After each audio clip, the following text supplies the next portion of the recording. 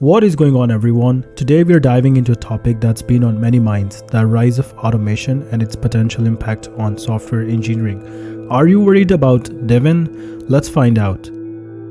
Now first, let's address the big question, who or what is Devin? Now Devin represents the evolving landscape of artificial intelligence in the realm of software engineering. In other words, you could also call Devin an AI software engineer.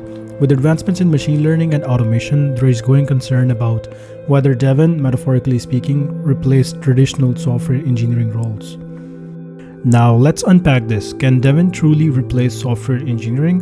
The short answer is not entirely. While automation and AI are revolutionizing various aspects of software development, there are crucial elements that still require human expertise and creativity.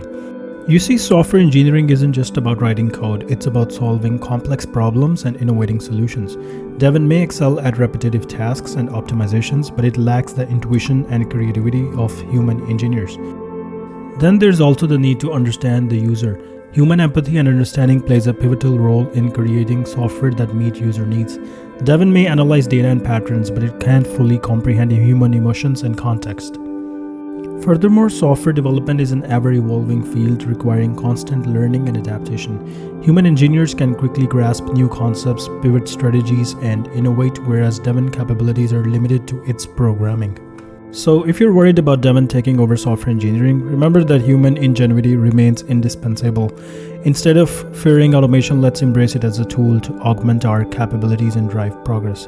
That's all for today's video. If you enjoyed the discussion, don't forget to like, share, and subscribe for more insights on technology and the future. Until next time, stay curious.